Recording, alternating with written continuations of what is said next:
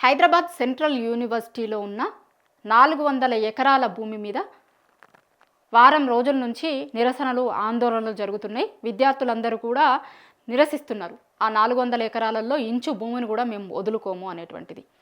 ఒక లంగ్ స్పేస్గా ఉన్నటువంటి ఆ భూమిని కాంక్రీట్ జంగిల్ లాగా మార్చాలని ప్రభుత్వం చూస్తుంది అనేటువంటిది విద్యార్థులు చెప్తున్నటువంటి మాట.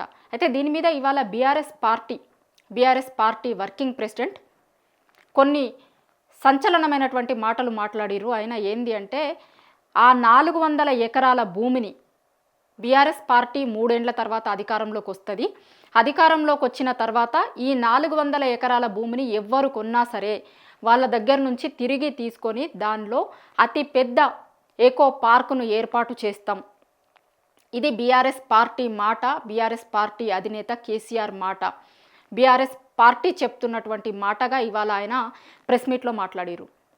ఎట్టి పరిస్థితుల్లో ఆ 400 ఎకరాలను ఎవరు కొనుక్కోవద్దు. ఎందుకంటే కొనుక్కున్న తర్వాత ఆ రోజు మాకు తెలియదనో ఇంకొకటో చెప్పేందుకు వీలు లేదు. కాబట్టి 3 ఏళ్ల ముందుగానే మేము చెప్తున్నాం, ఎవరు కొన్నా సరే 3 ఏళ్ల తర్వాత మేము అధికారంలోకి వచ్చిన తర్వాత ఆ భూములను ఖచ్చితంగా తిరిగి తీసుకొని అక్కడ ఒక ఏకో పార్క్ను ఏర్పాటు చేస్తాం.